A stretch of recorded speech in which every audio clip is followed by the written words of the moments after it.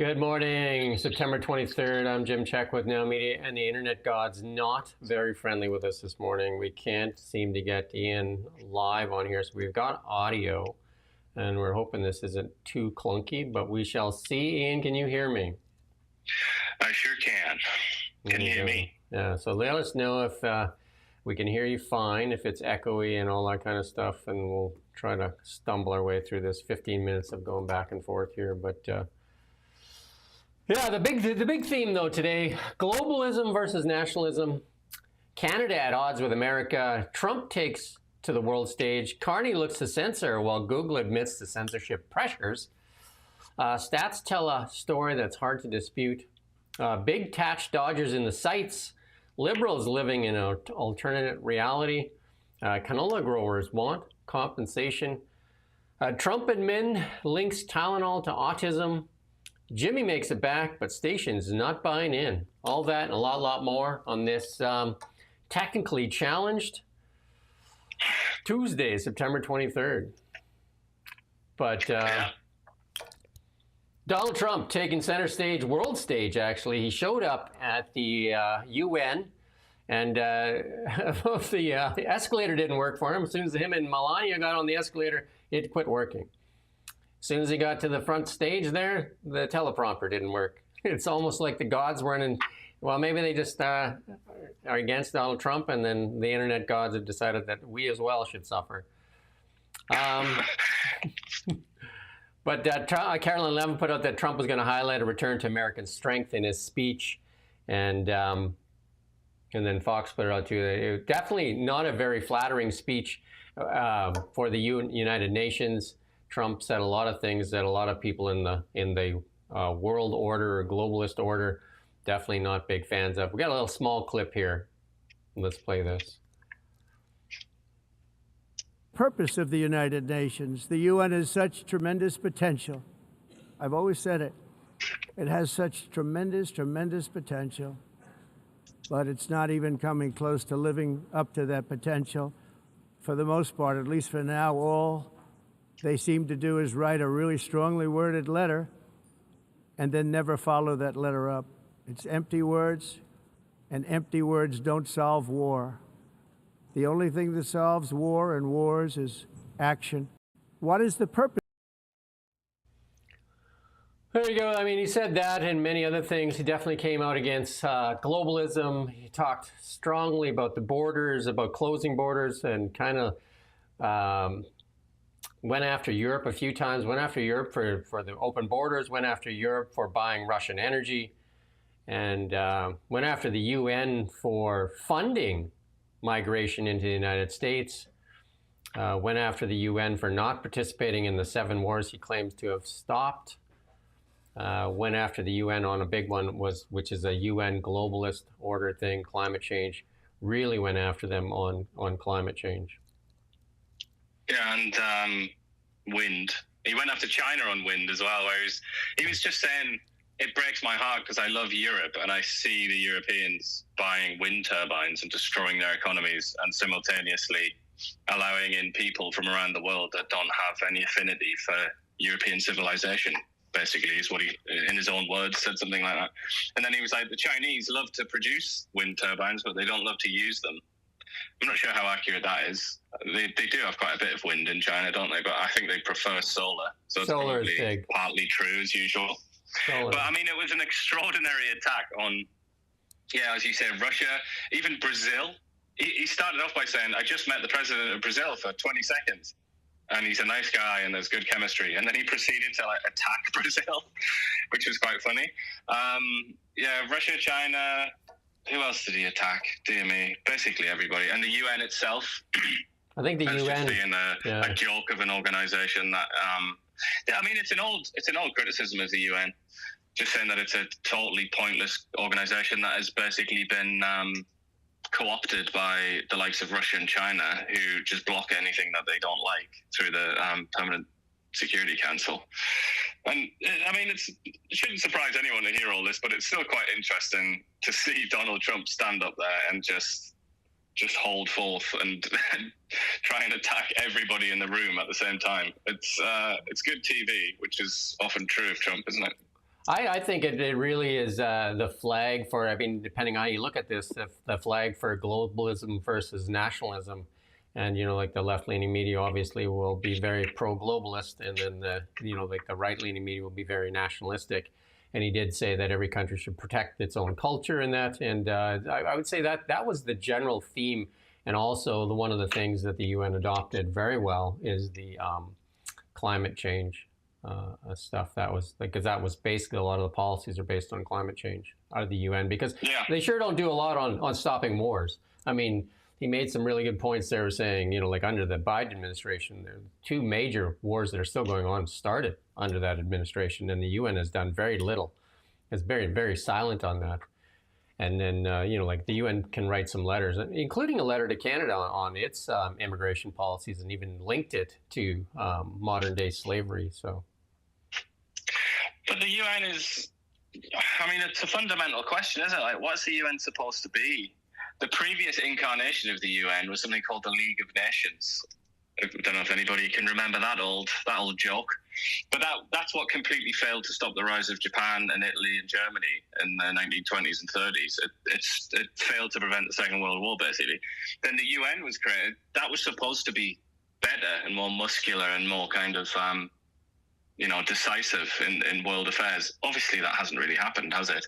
And the great sort of crisis of our time, or one of them anyway, Israel-Palestine, for so many decades now, since the beginning of this conflict, there's the UN, or at least since the 1940s, let's say, the UN has been trying to impose its will on Israel and Palestine and create some kind of two-state solution. Obviously, reality disagrees. Reality is something completely different to what the UN says should happen. And you do get people that go on about, the UN peace proposal in 1947 and things like that. It's like, okay, the UN proposed something, but then reality and on the facts on the ground were completely different. So what is the point of the UN, therefore? And then there's the unspoken, he didn't even say it, not really anyway, he didn't say it explicitly, but there's the unspoken truth about the UN. Its headquarters, it's not an accident that its headquarters are in New York City. That's because the Americans basically created it and sponsored it. It's an American tool of diplomacy after they emerged dominant in the 1940s at the end of the Second World War. Without the US, the UN is just even more of a joke. It's like it already is a joke with the US. So it's kind of, what do you do? What do you do with this chaotic, dysfunctional organization? I mean, and now we're all talking about it, which is yet another Trump success, isn't it? He knows how to get people talking about what he's interested in talking about. Yeah, and he did really say that whoever is in charge of the teleprompter is in big trouble. I imagine they're probably going to do an investigation if this was done intentionally, because it's odd. As soon as he stepped onto the escalator just stopped. And then as soon as he stepped to the stage, the teleprompter stopped. And it was odd for sure. You can go to that next slide there. But he was very angry, wasn't he? Because he was saying, the First Lady, she could have been hurt. She could have been hurt. So he was obviously really miffed. I mean, it's well worth listening to this speech that he made, because it's really going to be in juxtaposition to what you're going to hear from the likes of Carney and Macron and the rest of them that are very much towing the globalist line. And you can look at what's happening in Canada, France, and the UK, and then look what's happening in the United States. And you can see the differences, and even in economies. And that's where the real stats, that's the second part of our theme here, is the stats don't lie. That's the thing, right? The talk is cheap, right? But here's Mark Carney, though. He also spoke. So let's listen in on Mark Carney. Your Excellency, Prince Faisal bin Fahd Al Saud. Since 1947, it has been the policy of every Canadian government to support a two-state solution for lasting peace in the Middle East. This position envisioned the creation of a sovereign, democratic, and viable state of Palestine, building its future in peace and security alongside the State of Israel. Over many decades, Canada's commitment to this goal was premised on the expectation that this outcome would be eventually achieved as part of a negotiated settlement.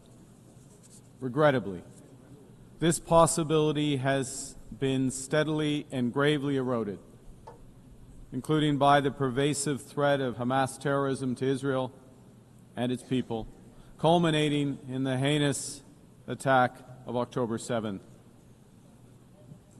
The accelerated building of settlements across the West Bank and East Jerusalem and the soaring settler violence against Palestinians. Actions such as the E1 settlement plan and the Israeli government's contribution to the humanitarian disaster in Gaza. Le Hamas. Looks like there's no teleprompter for him either, or he doesn't know how to use it because he's reading from his notes. That's typical for Carney, though, to read through notes.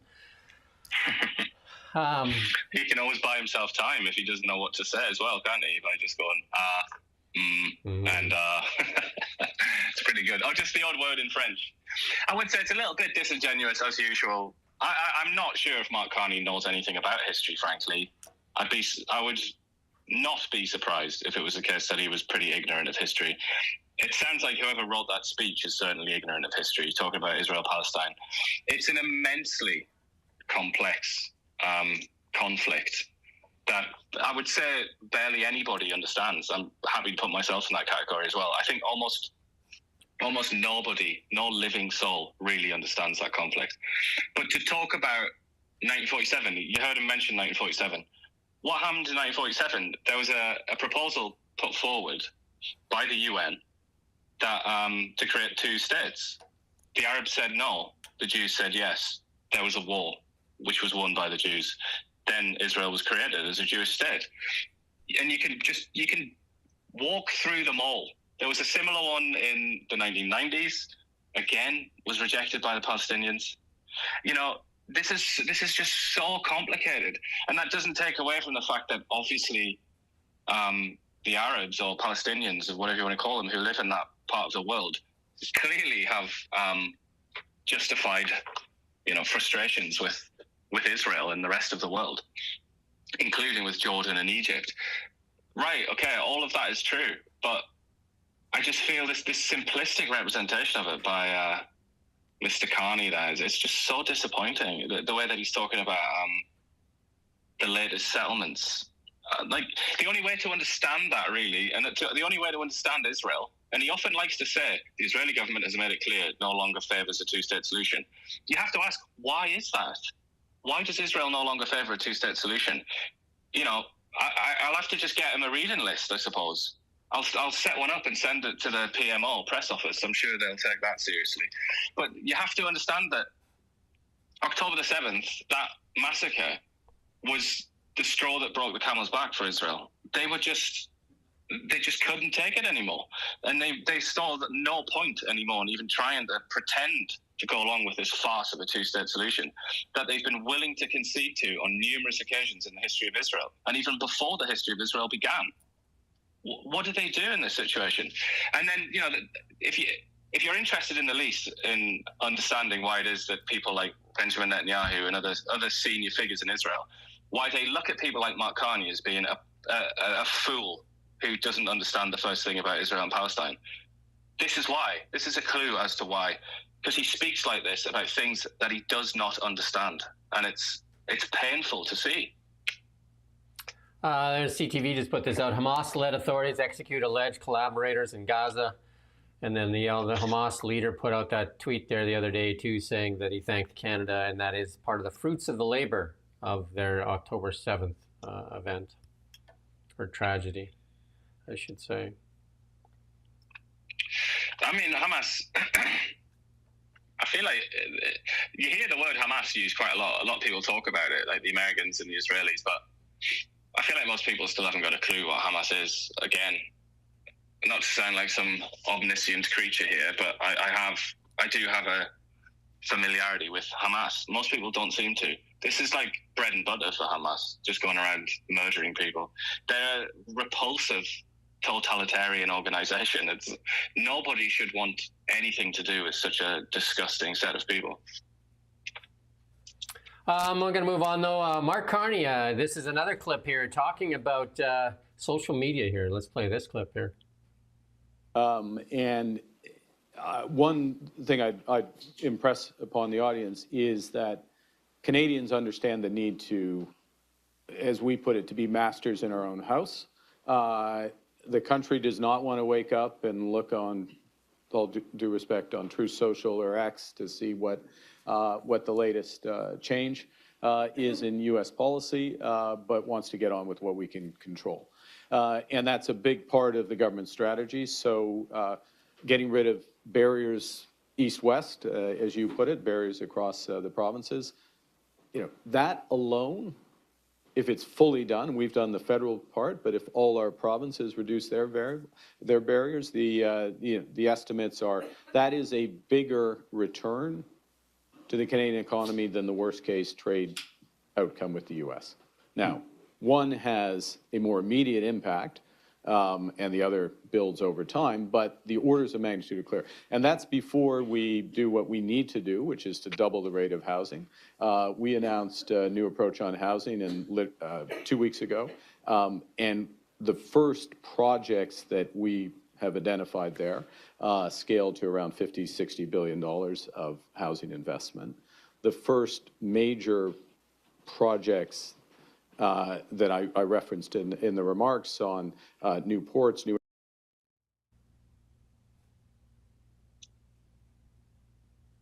Amazing. The new approach to housing, small cubes. What an approach. Modern and amazing. I mean, he could put no foot wrong, could he, with that audience? So they were. It was like seeing.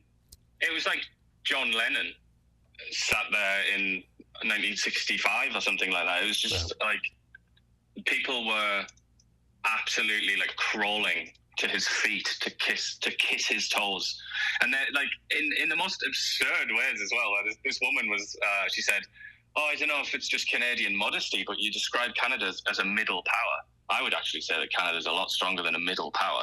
It's like, what the hell are you talking about, you fool?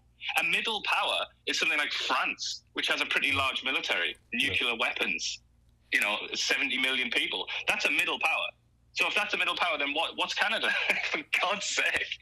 But there was just so much clowning. Yeah, I think Carney didn't behave himself.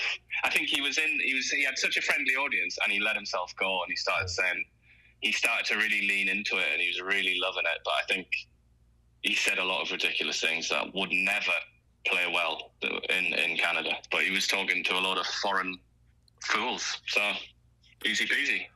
Yeah, I think it really shows the contrast between Donald Trump, who's you should easily describe as a nationalist, make America great. I mean, that is his whole platform.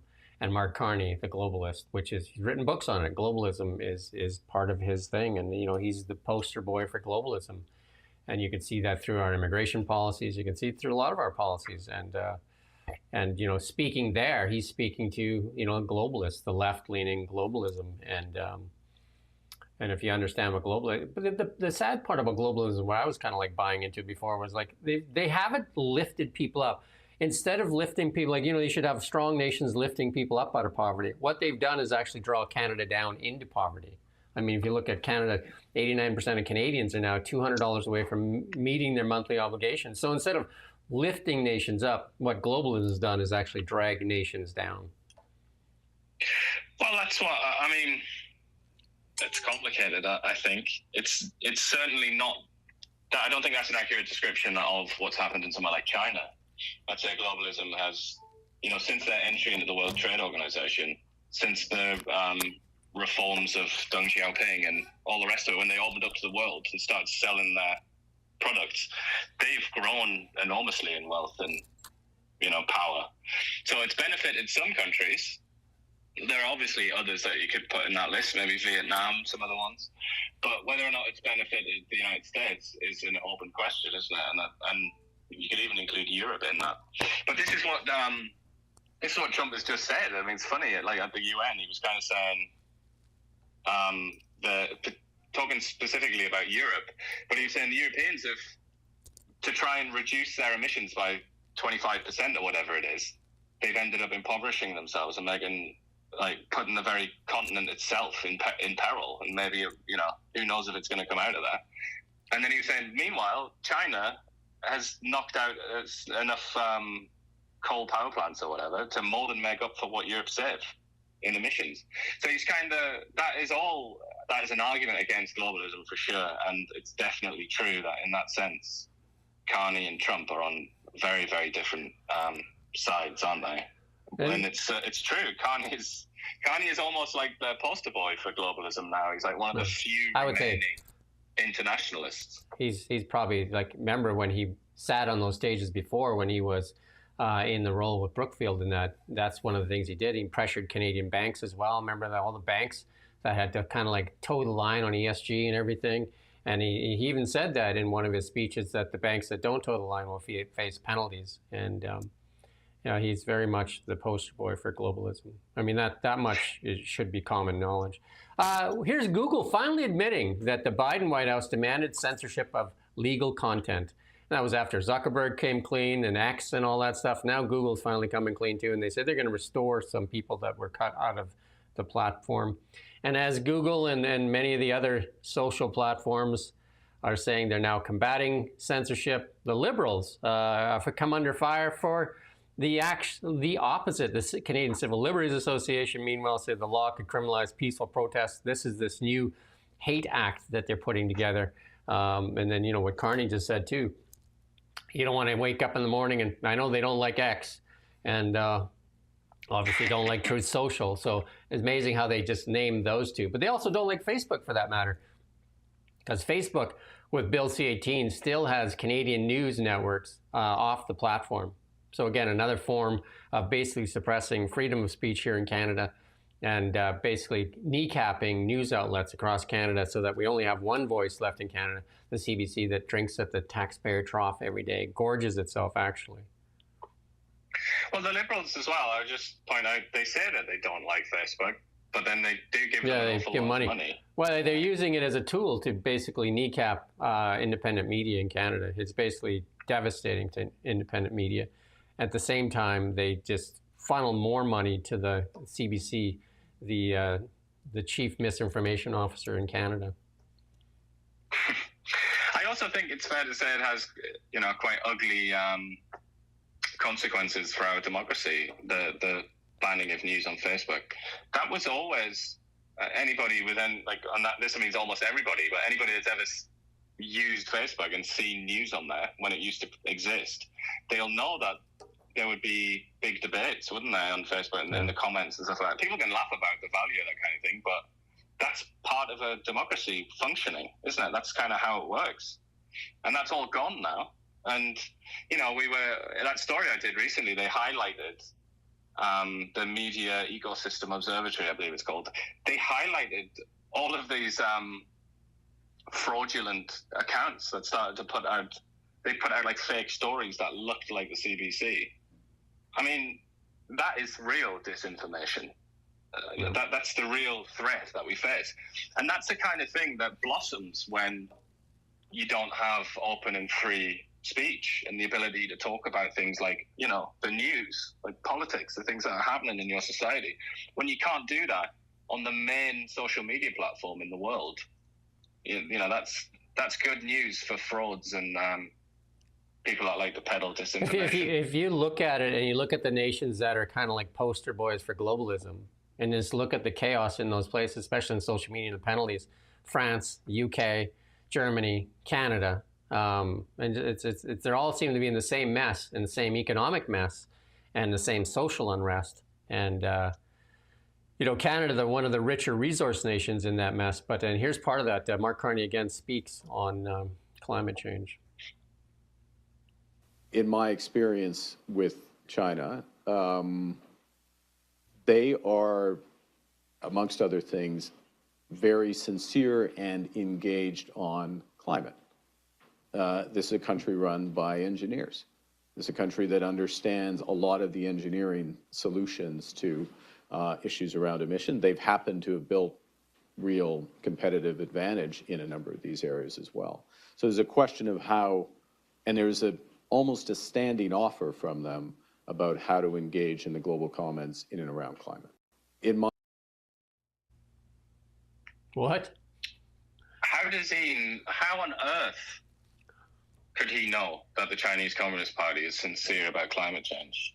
What a ludicrous claim to make. There is nobody on this planet except members of the Politburo of the Chinese Communist Party that knows what the Chinese Communist Party is or is not sincere about. What a foolish thing to say. Yet again, I'm so sorry to hear it and see it, because it's extraordinarily naive and foolish of him to say something like that. But, again, is that going to be picked up? I don't know. Probably not, really. And it'll just be, if anything, the CBC will review this and say, a very tactful and diplomatic approach by Mark Carney to China. It's like, okay. Right, the Pierre Pauly put this out, the same regime that puts up 2 new coal-fired plants every single week. I mean, and President Xi has come out and says that he will not impoverish his nation by putting any climate restrictions on energy at all costs is really what China is doing. And it's not just that. It's not just that they put out coal-fired plants. It's also their approach to the environment, which is, for most human beings, that's a lot more important than something as abstract as like the amount of tons of carbon emissions put into the atmosphere. Like things like trees and rivers and deserts and things like that. And the ocean. Those are the things that people really care about when they think about the environment.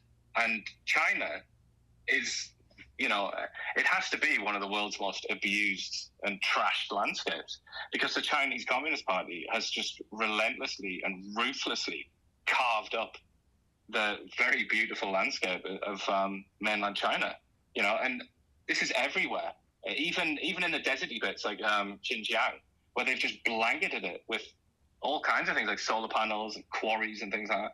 Like, they just don't care. The idea that they're sincere about that is it makes me laugh, frankly. But when I think that Mark Carney might actually believe that, then it makes me want to cry. But if you sit there in a nice suit and you sit there comfortably and speak with authority, and then you have a media that peddles it out there, good things happen. Can you imagine if Mark Carney was wearing like a white vest and some jean shorts and had a "Make America Great Again" cap on and a Louisiana accent or something, but said exactly the same words? It wouldn't fly, would it? There's a lot to that, what you've just said about his appearance, and he's kind of dapper, and even the way that he does the cheeky little smirks as if he knows better. And it's like, and you know that he knows better, but he's playing along with you because he likes you, kind of thing. It's it's a show, isn't it? You have to actually listen to what he's saying and think about it on those terms, rather than what he's wearing or how dapper and sophisticated he might look. It'll be interesting to see how the media spins this in the next couple of days, because one of the things Trump did talk a lot about was the open borders, and he's closed the borders. Remember, Biden said he was trying to close those borders for everybody, he needed Congress, whereas Trump, I think, closed them almost immediately, and they, basically sealed them. And I think both sides concede that the borders are now shut in the United States. And then to find out that the United Nations was actually funding migration in the U.S., that would almost seem like, like they were welcome to do that from the prior administration, or were trying to undermine the United States in general. Well, there's an idea, isn't there? We were talking about this yesterday, not in the show, I don't think. But there's an idea that a lot of people have stuck in their heads that it's almost like a right for people around the world to go somewhere like Canada or the US. That's almost... And what made me think about that, first of all, is a press conference yesterday from groups that claim to represent Palestinians complaining about how hard it is for them to get visas to come to Canada. And it's just so often now, it seems to me that people have it in their minds that this is their right. It is your right as a global citizen or something, to go and live somewhere like the United States or Canada or Europe. Of course, that's completely ridiculous and false, and nobody in those countries has ever been asked if that's okay, if they're good with that. But the UN has certainly been guilty in the past of buying into that kind of nonsense. So I think that's the sort of context, isn't it? Another climate leader there is in New York as well. Climate Week in full swing. And there's David Eby there. And he says he's meeting with investors around the world that are interested in projects in BC. Let's play this clip from David Eby. Hey everybody, it's Premier David Eby. I'm here in New York City, and obviously an unusual time to be in New York or in the United States at all. but it's Climate Week here in New York, and investors from around the world that are interested in jurisdictions and companies that are reducing carbon emissions and finding sustainable ways to move forward while increasing prosperity for everybody. Well, that's the topic of the week here in New York, and a gathering of institutional investors that are keen on those kinds of approaches. I'm here meeting with investors that are interested in projects in BC, mining projects, low carbon energy projects, clean electricity projects, forestry projects that will create jobs right across this province. Finding those investors and pairing them up with projects in the province means jobs for families, supporting people in every corner of British Columbia. That's my job as Premier. That's why I'm here, having a lot of great meetings and a lot of excitement about what we can do together to grow our economy, to support everybody in British Columbia and in Canada. Did we lose Ian or? No, he's here, dude. Oh, he's on. Oh, look at that. Hey, technology. Can you hear me? Actually, I thought you were talking about the matching shirts. Oh, there you go. It is Rosh Hashanah, so I guess it makes sense. So Shana there's Tova. David Eby. Look at this. 47 minutes later, we made it work. Look at that, eh? If we only had just a sliver. Eby helped.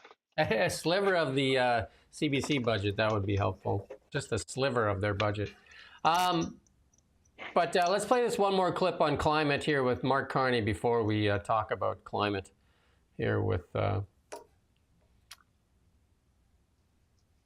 And so they all of a sudden become in a position where they're quite advantaged. So if we took away the carbon tax, then they'd be like, wait a minute, we just made this massive investment and you didn't do it. That's first point. Second is we're diversifying away from the Americans. And guess what? The countries we're diversifying to care about this. We will not have access to the European market. We will not have access to the UK market and increasingly major Asian markets unless we are getting our emissions down. And then the third point is, guess what? The Americans change their mind every once in a while. And now apparently they don't care about it. They're going to care about it again.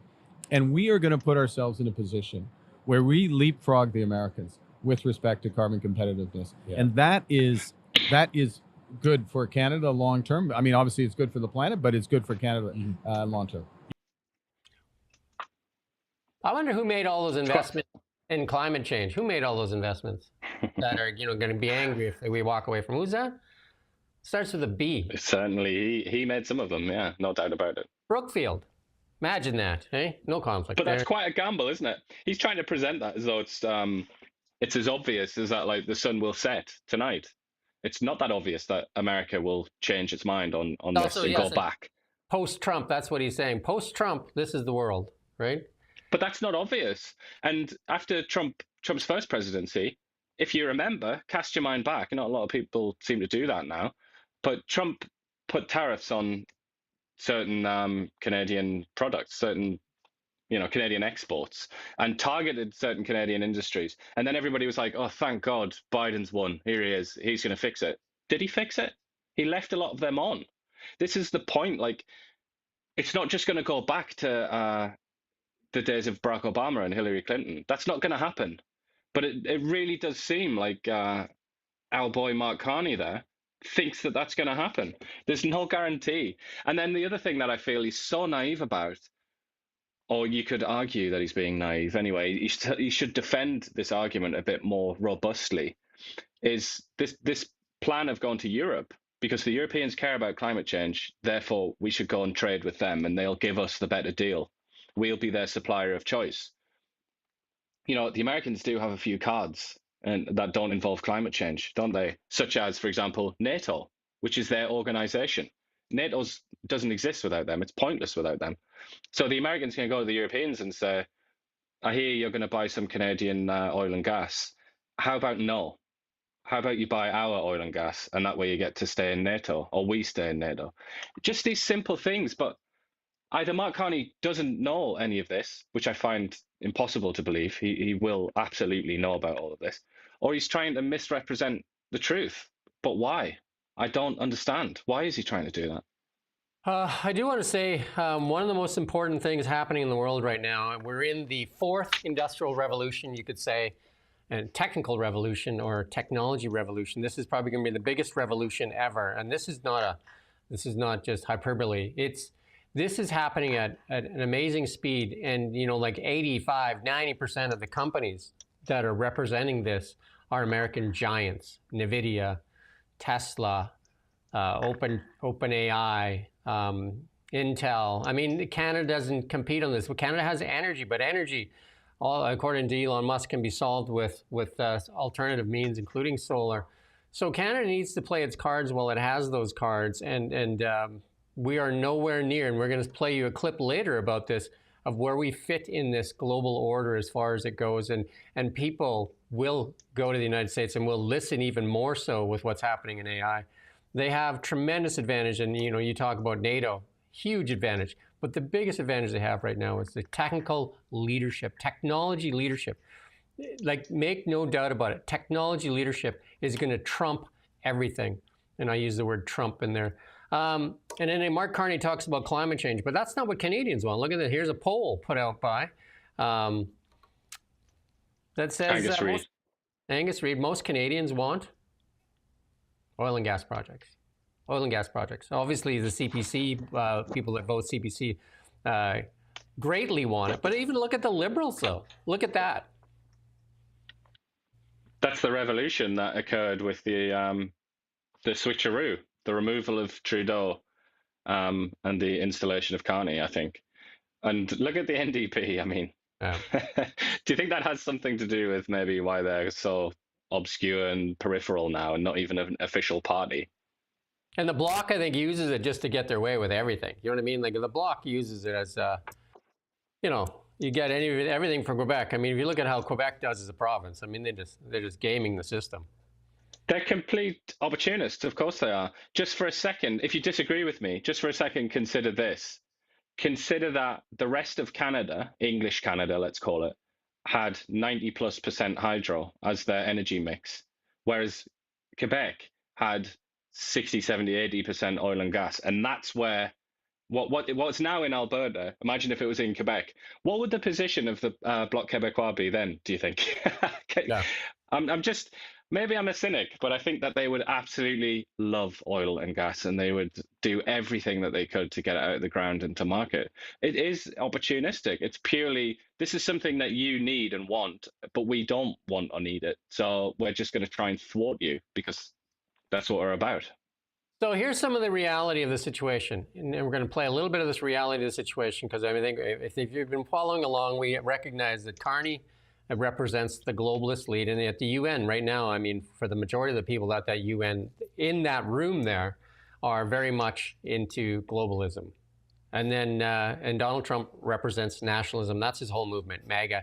And even the left-leaning media try to make that sound horrible. But if you listen to it, if you're an American, make America great again, why wouldn't you like that, right? But they've turned it into a dirty word. But here's the reality of the situation. Here's the stats. Take a look at this chart. There's the reality of the situation. That's the reality. And you're talking about technology. The technological revolution that we're going through requires a lot of capital investment, doesn't it? A lot of industrial machinery and equipment, which is what this is a measure of. And so if you want to keep up with those big boys who are flying away from us in that divergence, there's going to have to be a lot of spending on equipment. There's going to be a hockey stick moment here too, and it's going to get worse. And the amount of investment flowing to the United States and the amount of that sucking sound that's coming out of Canada, the amount of investment leaving Canada to go to the United States is just astronomical. And also, look no further than the leader, Mark Carney. Where's his investments? Where's Brookfield? Do you know what I mean? Like, just look there. Look at this. Look at the reality of the situation. And then you listen to the spin that you get told. And here's another one. Here's what's happening in Canada right now. Mark Carney is going to build, twice the amount of houses. Here's mortgage delinquencies in Toronto right now. See a problem? It's not good. I'm surprised by Vancouver, but oh, the condos there are just like, I mean, the amount of inventory going right now. They say they're going to build double. Like, I mean, they can't even sell what's there. Yeah. But it's not like the demand isn't there. The demand is definitely there. It's just about the price, isn't it? It's about the bubble. And the economy, too, the certainty. And here's another photo op at the UN here, Canada and Turkey working together to evaluate our partnership in agriculture, economic growth. Again, Erdogan, big friend of the United States. Like, you're not going to get them to go against America. Well, the Turks, I'm not sure they really are big friends of the United States. The Turks are just realists. They are like Henry Kissinger on steroids, the Turks. They just play realpolitik. And obviously, in the world of realpolitik, if it comes down to the US and Canada, they're not going to waste their time with Canada, are they? They're going to they're going to do business with the big boy. But I find it hilarious that look at the way they've spelled Turkey, because the Turks, they're going through a bit of a nationalistic fervor right now. Sort of sometimes has an Islamist tinge to it, but they insisted that they will no longer. Or they demanded that English speakers no longer write Turkey as in the same as the animal, because they don't like the idea that, that it's the same as the animal. So they said, no, we're going to have it like this with an umlaut, Turkey, which is, and they just insisted. And then people who are of a slavish kind of mentality, like the Prime Minister's office, the media department that wrote this tweet, said, okay, my lord, as you wish. And these are the same people, by the way, that refer to Taiwan, the country of Taiwan, as being, like a renegade province of China. Sometimes they'll call it Chinese Taipei, which is a completely meaningless phrase. Doesn't mean anything. It's a stupid thing to say. Taiwan is an independent country called Taiwan, but observe the way that they refer to these things, and it's just the mentality of a slave. And I really, I would like people to notice that. Here's a bucket of cold water. It's for the Democrats and the liberals that have pushed this same thing. But here's Joe Kernan here talking to Hakeem Jeffries, some people call him the dollar store Barack Obama. All I can tell you is that the inflation rate itself was 2.7% in the most recent read year over year, versus it got to a high of 9% under Biden. Stocks are at record highs. Unemployment is 4.2%. That's full employment. The GDP was 3%. The border is actually secure. We've got trade deals with EU, Japan, many more in the works, and trillions of dollars of foreign investment coming here. Iran's nuclear ambitions have been set back indefinitely. And I just wrote down a few things. So I just have to ask you, where is the calamity that you're talking about? And it almost seems like for Democrats, socialism is the answer to these problems. Or, I don't know, an end of democracy or something? We just don't get it. What did he say there? I'd like to hear. I would have liked to hear his response. He just went on to say that, how we have to defend Medicare. He just sounded like Trudeau at that point, and gave his typical, we've been there for Canadians when Canadians needed us most with no care. You know what I mean? It was a typical, it wasn't an answer to what Joe said. He didn't answer the question at all. Because, I mean, those are pretty startling things, to say right to the Democrats. And then the leader of the Democratic Party there, and the minority leader, sorry. And then, he doesn't answer that. He goes on about how they're there to protect Medicaid and just nonsense. He just says some nonsense, but he doesn't address. I mean, that's the thing, right? Here you are called out, and you don't address it, right? You just go on with your nonsensical stuff. Well, they're trying to do this as well. I mean, it's not just about him, and it's not just about his party, but there is something called media training that these people sit through, like a workshop where they're taught how to deflect questions and things like that. So he's probably just tapping into that, isn't he, really? Which is why people like Trump, who I don't think he's ever had media training, or he'd never sit through that. He doesn't speak like that, and that's why he became so popular, because all of a sudden he was like a real person speaking in real sentences with real opinions. So I would advise people like Mr. Jeffries here to take a leaf out of Trump's book, start speaking from the heart, And I always say this, the financial markets speak more the truth than anything, because the financial markets can be a leading indicator as to what's going on. And right now, the stock market makes a new high almost every day, right? I mean, that, and if you look at the market, and the other thing that you want to talk about, the strength of the United States, so you have to be oblivious, and including Mark Carney. He knows. He took Brookfield to headquarters in New York City. Why? To access the American capital markets. He said that himself. It's in the letter. So like one of the biggest strengths the Americans have is the American capital markets. Like there's no doubt about it. The capital flows. The heartbeat of the world for the economy flows through the United States of America. Like everybody that talks and tells you different things, they're full of shit. Sorry, I shouldn't have said that. But we're going to get banned off YouTube now. Well, hey, we got that thing today. It says they're not going to censor anymore. So there you go. Here's But yeah, I Pierre would just say Poilievre. about capital markets as well. That's not new. That's been going on for more than 100 years. The American empire, which really came into its own during the First World War, it's a financial empire fundamentally. That was what made it possible, because the British and the French and the Germans were stupid enough to be slaughtering each other in the First World War, and the Americans said, all right, well, to the French and British, said, we will prop up your countries at this level of interest. You know, we're the new big boys. And they basically, after that point, America became the prince of the world.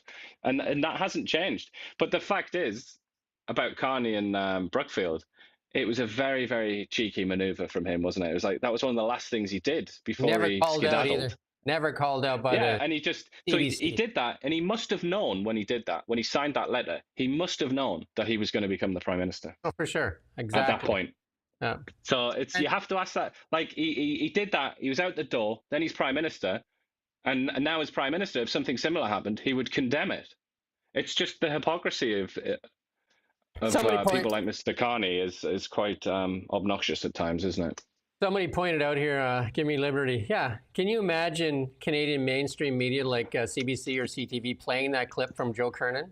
Or even talking about some of those things? Absolutely never.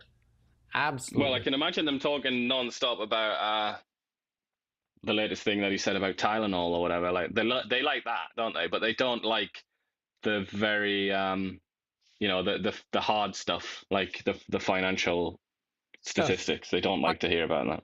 Want some more reality? Here's some more reality. Here we go. Right from Mark Carney himself. Here's some more reality.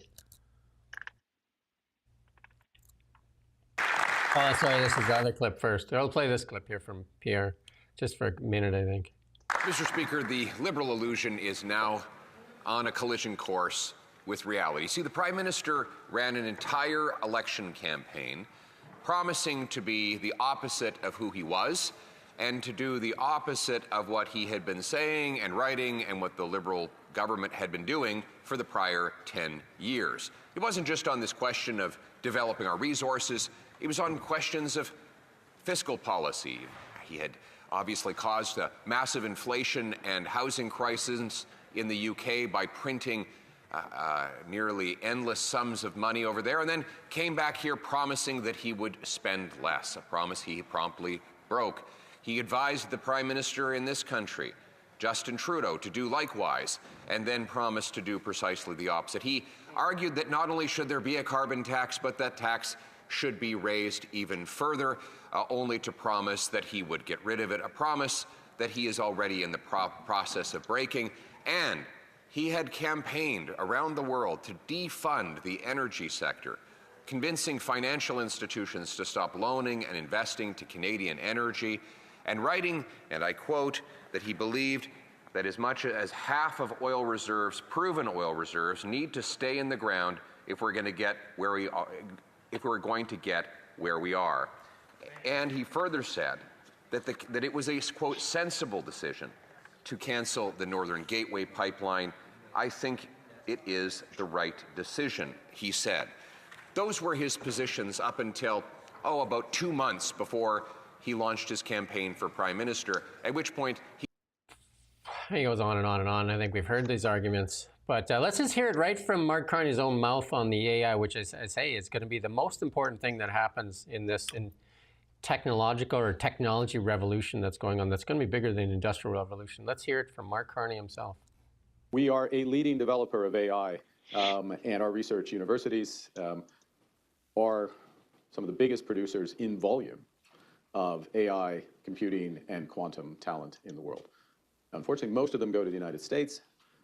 We are a leading developer of AI. I mean, I'd argue the point that we're leading, but but the ones that do kind of make it to the top, they go to the United States. Why? Yeah, and why is that? In part because of the tax regime. I mean, he talked a lot about Silicon Valley and how it's like this magnet for talent and all the rest of it.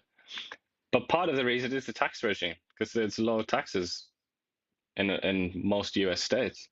One of the speeches, and I didn't put it in here, one of the speeches he made yesterday, too, he said that come to Canada for some of the lowest, we just lowered the capital gains tax. I'm just like so disingenuous. You actually advised your government, Trudeau and Freeland there, to increase the capital gains tax. And then before it even could become law or whatever, you had it rescinded. So, but now you're selling it as that you lowered the capital gains tax. And as usual, just like the carbon tax, as usual with this iteration of the Liberal Party, it's only after endless, relentless screaming from the people, relentless objections to one of their policies, that they finally say, okay, we'll suspend it, or we'll maybe even abolish it entirely. But the damage is done, because even think about that. So the capital gains tax, the inclusion rate was 50%. And it jumped to 75, right? All of a sudden, what businesses want when they invest capital, what do they want? Certainty. So you changed it, and then you changed it back, and they're saying, like, what is this? What's next week going to look like? Yeah. Well, there's so many things like that as well. There's so much there's so much uncertainty at the minute in Canada, and it is strange to see Mark Carney going around the rest of the world telling them how stable and great Canada is and how everything's working well, and he wants to share some of that wisdom with the rest of the world. But it's obviously not the case, is it, at home? Again, something that I mentioned all the time, and I think is not getting enough press, is British Columbia's ambiguity vis-a-vis title, ownership of land, the most basic thing. If you want to have a successful economy or a successful country of any kind, you need to know that you can buy land and it's freehold and it's yours. For some reason, that's not even being talked about really anymore. It's certainly not on a national level. There's so many pots on the stove that are boiling over. And here's one of them. In a nation where outlets like ours that have an independent voice, obviously we're a little bit different than CBC and CBC. I mean, some people are trying to silence our voice and that too. This is what the government's doing. Bill C-18 suppresses local independent media by taking away our Facebook audience of over 200,000, which we want. We don't want government funding. We want our audience back. But here instead, this is what the government does. Here's funding. A federally subsidized advocacy group co-founded the Cabinet Advisory is hiring a journalist to supply media with news. Supply them with news about critics deemed for right, opponents targeted by the Canadian Anti-Hate Network have included a former premier of Newfoundland and Labrador and pro-life Catholics. So they say they're completely independent and nonpartisan. The Anti-Hate Networks said yesterday in a statement, we do not take direction from the government or anybody else. But they seem to target one particular group. And they got money. Obviously, there's the organizations like this all over the Western world, and it's a very similar arrangement in every case where they're funded by left liberal parties. They're like the attack dogs of the left liberal parties. So they give them this money, and this money is a kind of, don't touch us. It's kind of like, with the mafia. I can't remember what they call that, where you give the mafia money and they leave you, like protection money. That's it. So it's almost like protection money. They divert taxpayers' money to these groups, and they say, whatever you do, don't target us with your defamatory and inflammatory comments. And then they go off. They present themselves as like the Canadian Anti-Hate Network. That's like the Canadian Nice Flowers and Bumblebees Network. And then they go out and they do quite thuggish character assassinations of enemies of the people that fund them. The exact same thing happens in Britain. And there are numerous organizations like that in the United States. So they had since 2020, $908,000, almost $1 million in federal grants for this anti-hate network. Been going on so long. The Trump administration is wise to this, and a lot of the discourse about USAID was this kind of thing. Yeah. I mean, obviously people focused on like cancer research and all the like emotive subjects, but a lot of it was this. It was kind of defunding the enemies of the Republican Party who had been funded by the Democratic Party. Yeah. And, you know, here we are, like it's still happening. And we have one outlet that's looking at it, which is, All I know, not a particularly large outlet either that doesn't get a lot of attention. yeah, I don't imagine the CBC is going to pick this story up. And here's another one. The Commons Finance Committee yesterday voted to investigate corporate tax avoidance through offshore accounts. The sponsor of the motion named who else but the Prime Minister himself as the best known user of the two-tier tax code. Imagine that, eh? Where did he have that head office? Wasn't it some Bahamas bike shop? Brookfield is one of Somewhere the biggest. in the Caribbean, yeah. Brookfield appears to have a heavy reliance on offshore-related party debt to reduce income tax obligations where profits are earned and shift interest income offshore into other tax-free structures, said the report. Brookfield's Bermuda base is Canada's largest alternative asset manager dodging global taxes. Carney dismissed the criticism of Brookfield's tax plan and the arrangements followed the rules. And that's what he always says. He who creates the rules follows the rules and makes sure that the rules fit the needs. And then when they asked him, the reporter asked him, but is it ethical? His response, I'm no longer at Brookfield. What a great answer. And then the reporter in CBC says, well, there you go. That's all good. He's not there. And sounds good to me, right? Why should you ask more? And here's another one. A federal cap, this is from Holly Dones again, federal cap on oil and emissions will have very minimal impact, according to the Department of Environment manager yesterday that told the MPs. Yeah, of course, you know, it was considered to be a very minimal impact on the growth sector. Daniel Smith thinks otherwise, but yeah, according to the Department of the Environment manager, it's not really going to bother things much at all. So why bother with it then? Exactly. And then, and here's the canola industry now saying, we want our money. They say Parliament must be prepared to compensate canola workers for lost income if that trade war with China persists past Christmas. Growers yesterday told the Commons Agricultural Committee that losses are now near $2 billion. The canola markets are very, very hard to develop, And China, one of the bigger buyers of it, and our Australian friends, took no time to say, well, we can sell you canola. So there you go. Sticking together, right? Isn't that what Mark Carney said? The EU and the rest of those countries are going to stick together, but they didn't wait long to kind of like take advantage of our dire situation. No. But the Americans buy a lot of it as well. I hadn't quite realized just how much, but they buy a huge amount. So just think, our Yankee friends. If they keep sticking the stick in the American eyes, let's see what happens, right? Yes. But that just, you know, you look at somebody like Scott Moore there and these canola sellers, they're in a terrible position, really, aren't they? Because it's like they don't want to upset America. It's like China and America, the two biggest buyers. They don't want to upset China, they don't want to upset America, and here we are in a trade war with both of those countries. It's just, it's an absolute nightmare for them. You said China and America, the bigger buyers, and who are China and America? Oh, right, the two largest economies in the world, and we have a trade war with both of them. Yeah, ongoing, simultaneously. Hey, trade war with both of them that are crippling our economy. And what is our Prime Minister doing? Sticking a stick in the American eyes and saying that China is the largest threat to Canada. So, hey. But don't worry, we can go and do business with the French and the Germans. They're doing really well lately, I hear. This is from the food professor. New data, Restaurants Canada's latest reports show that dining habits are shifting under the cost of living pressures. Canadians now spend less than 2019. There's a pullback, eh? Solo dining reservations up 28%. What the heck? Well, I don't think the left can even stand each other. They won't go out for it. I also think this 41% drinking less alcohol.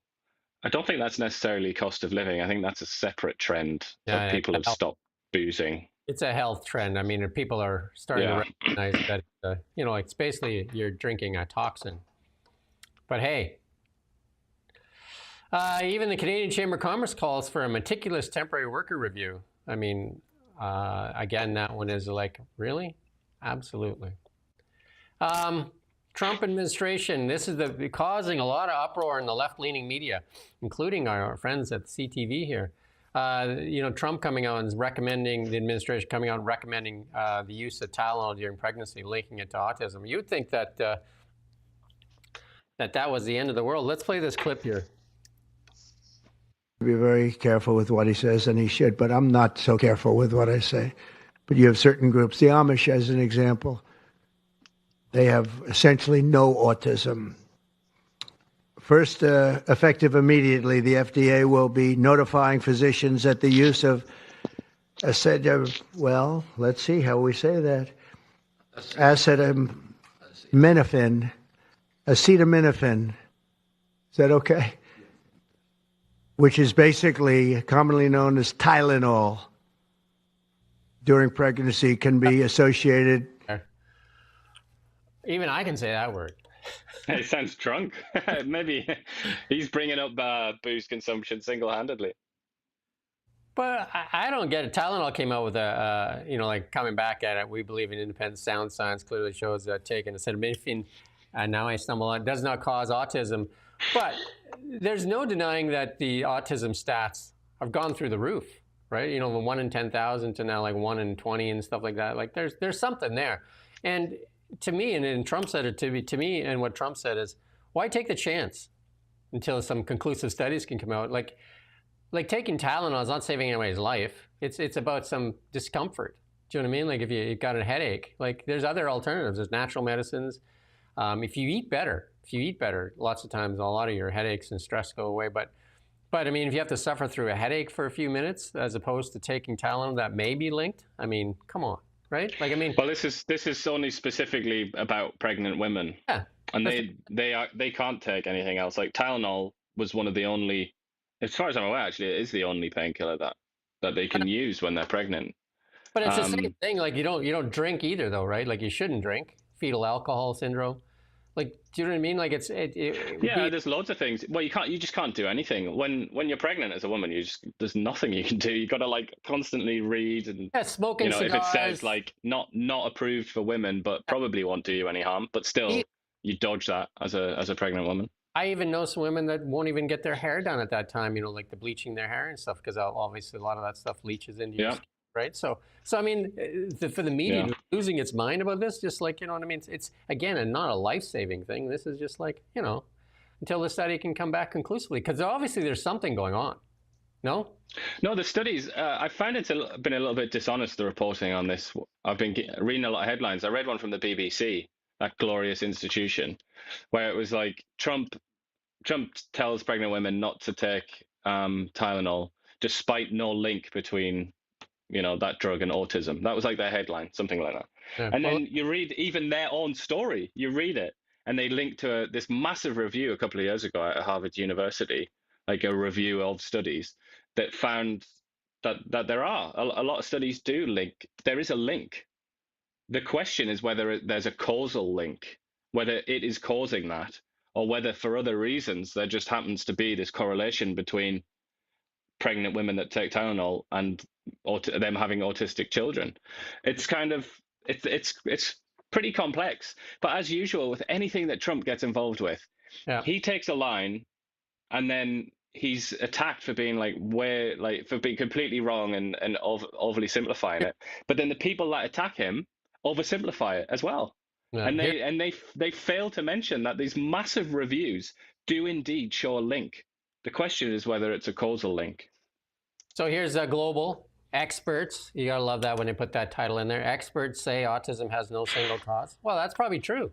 You know what I mean? Like, it's probably true. No single cause. But that's true of cancer Everything. And all kinds of things. Yeah. It's basically like this. Like experts say, sky may be blue, but some days. No. I cannot believe they're still using that word, experts. Like, do they not realize that that's had its day? You need to just be a bit more specific. Just say doctors or whatever, or medical professionals. Don't use the word experts. People are just going to roll their eyes. And then CTV having no shame whatsoever. After Trump's unproven Tylenol claims, Canadian parents of children with autism fear they're going to be blamed. And then they trotted out somebody to say the president of the Ontario Autism Association, who's also an epidemiologist, believes the Trump's administration claim is reckless and lacks merit. Why we, as a scientist, when you say, like, well, we should look at the data, and they just watch the press conference and they say that, right? Like, what do they know? Experts, right? This story, it misses the best bit, this tweet, because this was pushed, because I've got the CTV app on my phone for my sins, and I get their breaking news. It was pushed as a story, and they included, like, the top bit of the, the notification was, I'm literally shaking. That's missing. It's missing from this. But I assume that this woman here said that she's literally shaking. As a mother, wouldn't you want to know anything that is even close to linked to causing some problems with your child? You would want to know this, just anything, like, you know what I mean? Like, and I would say to people, the best thing you can do is eat whole foods. Anything that has 12 ingredients on it that you can't pronounce, or even one ingredient you can't pronounce. Stop putting. But even coffee. Coffee is when my wife was pregnant, she was like very hard for her to do this, hard for anybody to do this, I imagine. But she was dodging coffee not because there's a causal link or anything like that it is dangerous, but just because it's not certain. There are question marks. And somebody on YouTube there, in the YouTube comments, has just talked about pregnant women can get the jab, which I guess is a reference to the COVID-19 facts. But that's why, just to go back to those dark days, that's why quite a lot of pregnant women were really unsure about whether to take the COVID vax, even though people were saying it's fine. But it's because when you're pregnant, there's like this massive list of things that you just can't touch. And it includes like totally normal substances that you would otherwise have every day. So obviously they were going to be worried about that. But I can remember those women being attacked and saying you're putting your life's child in danger and stuff like that. The big thing you need to do is make sure you trust the pharmaceutical companies, because there is no record of them settling any lawsuits that I can recall. Well, maybe there was a couple. Maybe there was a few. Maybe there's many lawsuits they settled. Or just a few $1 trillion over the years, probably. I mean, it's part of their business model.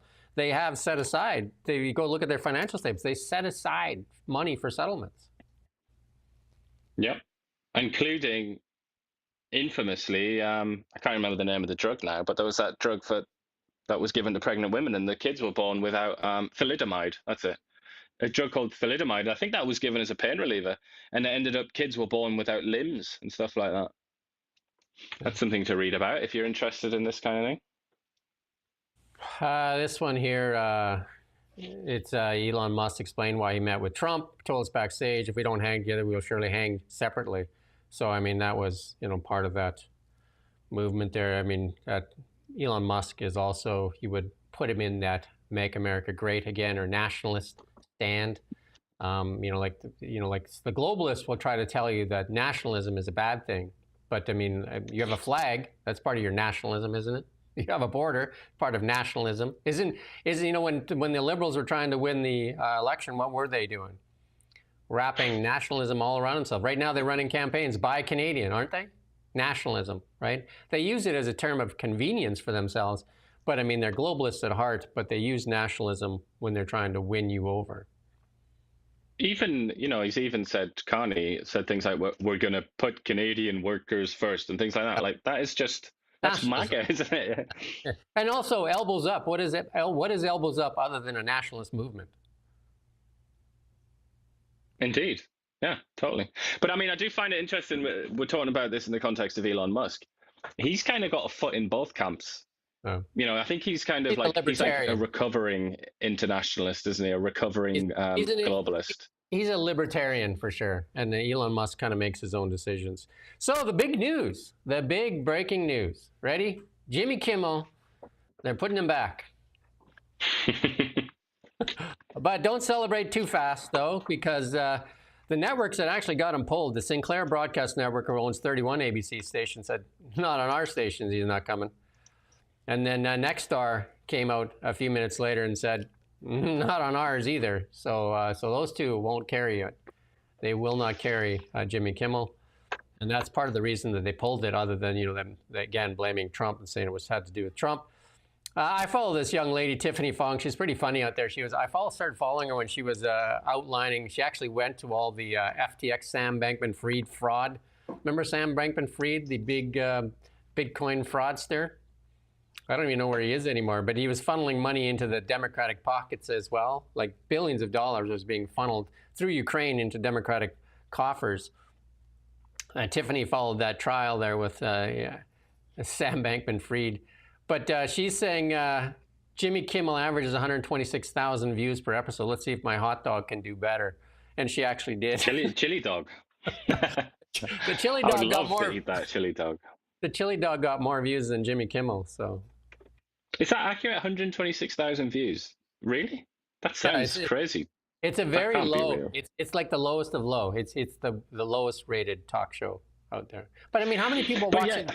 How many people watching television still, like have cable? And two, how many people are watching late night television? Because Jimmy Kimmel would appeal to mostly, like younger people, you would think. I don't know. Like, who does he appeal to? Left-leaning. I mean, it's very politicized, isn't it? It's like a political. It's a Democratic propaganda. Yeah, it's like an update from the Democratic Party newsroom almost, isn't it? It's a little bit like that, or like a super PAC that supports the Democratic Party. It's just not interesting. And just to contrast it, we were talking about Letterman, weren't we, the other day? One of his videos popped up from, I don't know, the 70s or something, or the 80s, and it was Isaac Asimov. And it was just Letterman and Isaac Asimov talking about like science and space and all kinds of things. And it was like just so interesting. It was such a valuable conversation. And I was just thinking, like, you never get that now, do you? And if that was to happen now, it would be somebody like this Kimmel person interviewing the equivalent of Isaac Asimov, which doesn't really exist, but whatever, and trying to somehow say, oh yeah, what do you think of Trump and this Tylenol stuff, huh? What an idiot. And it's kind of like, that's why people don't want to watch that. They don't want to watch a partisan broadcast. They want to watch Isaac Asimov talking about space. Look at this. I used to like Keith Olbermann. I thought he was, like, say, 20 years ago, I thought he was kind of like smart and intelligent, but he's lost his bloody mind. And I guess CNN is actually getting the FBI to have a look at him because he's basically says, you're next. And he uses some other words there. But there's something wrong. That's what I mean. The left has lost its bloody mind. They're the party of violence. I mean, it's just like, it's absolutely wild. He was always a bit melodramatic, I thought, Keith Olbermann. But I do remember, it was during the Bush presidency, I think, wasn't it? I remember thinking, like, wow, this guy is, like, so fluent. He could speak, like, with such amazing fluency. But Stephen Smith, I watch him quite a bit now because he speaks pretty well, too. And he goes, you got to listen to him on Kamala Harris, who's out there touring around on her book. Like, she's peddling this book like it's like the gospel. Who cares what she has to say at this particular moment in time? I hope the book is successful. When you had an opportunity as the Democratic nominee for the presidency of the United States of America to address so many different issues, and instead what you did was go into protective mode. You wanted to show your loyalty or what have you, and then you lose the election. And what you want to do is point out all the reasons that you didn't win and point the finger of blame, it seems, in everybody else's direction instead of yourself. I don't think that she's going to have any support from the Democratic Party. I can tell you that much. And then you have to take into consideration the level of support that she had coming in. This is an individual that was, that was used to bypass what some would say the democratic process is. There was no primary. Yes, Joe Biden was awful during that debate, that June 27th. Yes, he ultimately stepped away in July. But if you talk to many people within the Democratic Party, they were talking about how this was all part of the plan, because had he departed significantly earlier, when we all saw slippage in him, as far as I was on a record a year earlier seeing the slippage. Had he departed, there would have been a Democratic primary. She would have had to compete to be the Democratic nominee. And there were people who did not want her to. Well, I don't think she would win a Democratic primary then or now. Especially now, you know what I mean? We saw what happened when she was in a primary. She got absolutely demolished. The only shot. She's not a popular person. She's not a popular politician. She's not particularly likable. Yeah. And she also doesn't really particularly stand for anything. Like with Joe Biden, he's like, oh, he's no nonsense, pro-union. and he's from the kind of Rust Belt in a way, or he claims to be anyway, from Scranton, Pennsylvania. I would say like he had something. He had an obvious like brand and what he was. But Kamala Harris, it's like, who is this woman? Like, who does she actually stand for? And then on top of that, she's very like bitter. It comes across very bitter, doesn't she? I think her goal, her mission in her life was, I want to be the president of the United States. That's it. Not, I want to do this, I want to do that, I want to serve my country. It's just like, I want that. That's it. And you know, like, I mean, what a different world it would be if she did win. But even look at this CNN reporting that Kamala Harris's favorability plunged since the election. And, you know, like I said, I don't think she'd win a primary. That's why she pulled out, you know, they were talking about running her as the governor in California as well, because Newsom can't run again. But I don't think she wins, and that's the end of her for sure. If she loses anything that she runs for, she's done. California, though, I mean, I don't know. You could put a paper bag up in California with the Democratic Party rosette on, and they would win. I think. Who was the last Republican? Was it Arnold Schwarzenegger, who wasn't really very conservative, and that was also 20 years ago. So I think she probably would. Sadly, for the Californian people, I think she would win. And there's some bits and bytes here. The Navy commander says Canada could end up with subs from 2 different companies. Is that Subway and from Mr. Sub, or where's said the force could end up with submarines supplied by 2 different companies. So that'll work out well, right? Because then parts will be twice as much. And I mean, the Vice Admiral Angus Topshee says the simplest option would be to have 12 submarines from one supplier. No, Sherlock, right? Yeah, you don't say. Angus Smith. Oh my God. Who's running the show? But this way, because it's one's Korean, one's German. Oh. I don't know if they're just trying to string them out as far as possible so that they can get a better deal or something. Or is it maybe like a diplomatic thing? It's like, all right, we like you, South Korea, and we also like you, Germany. So let's buy these subs and make our lives miserable. I don't know what it is, because obviously the obvious solution is to go with the same manufacturer, isn't it? It's almost like having a workforce and you give half of them iPhones and half of them Androids. It's like, why would you do that? Or this, instead of buying 12 subs, buy 2 or 3 nuclear Predator subs from the Americans and then work with them. Because, I mean, they're there anyway. You know what I mean? Like, you know, buy like the top of the line stuff, you know, as opposed to buying like they did last time at the UK garage sale. And now they're buying 2 different types of ones that, you know, they can't even. Your buddy, French President Macron there, got kind of kiboshed there. You got plebbed. You got said, no, not for you. Let's play this clip here from Macron. And guess who he calls? Who are you going to call when you're in trouble? Who are you going to call? How are you? Guess what? I'm waiting the street because everything is frozen for you. No, I have 10 people with me. I go to the French embassy. No. I'm sorry, President. I'm really sorry. It's just that everything's in frozen right now. There's a motorcade coming right. That's why. I'm sorry. If you don't see it, let me cross. I negotiate with you. No, it's not that. That's surreal, isn't it? Hey, I negotiate with you. Hey, let me cross. I am not a commoner. Why did he phone Donald Trump? Like, well, why? He was trying to play the card. He's like, I couldn't phone Trump himself because the road was blocked for Trump's motorcade. The road was blocked for the motorcade. Nobody crosses, right? And that shows you who the big dog in the park is, right? And all of a sudden, there's the pleb on the street that's like calls Trump and says, "Let me cross." That's kind of pitiful, isn't it? But to be honest, the French, that's not above the French doing that kind of thing in Paris. Right. So yeah. I'm sure he knows all about it. Yeah, for sure. But watch media play this out, how, you know, Trump, bullied the French Macron and shamed him. I think Macron did it himself by making that phone call. Funny. Aye. But here you go. Here's your meme for the day.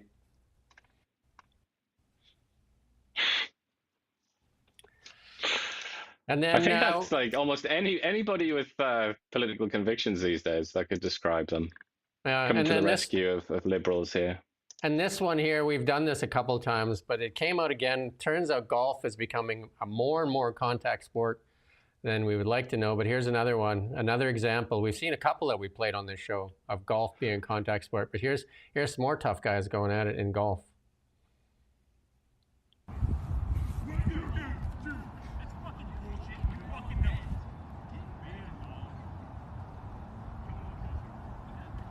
Oh my God.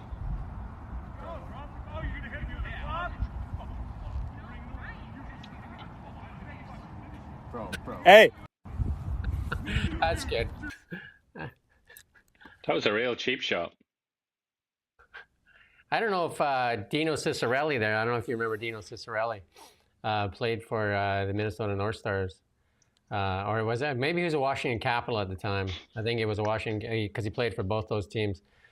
And I think he hit at the face-off, I think something happened. He clubbed, I think it was Ally Afraidia, the Toronto Maple Leafs. It was a Toronto Maple Leaf anyway. Two-handed him over the head with his stick. And that looks like that was that guy was going to do with the golf club there, right? Like, well, that would have ratcheted you up the criminal defense ladder, wouldn't it? If you smacked somebody in the head with a golf club.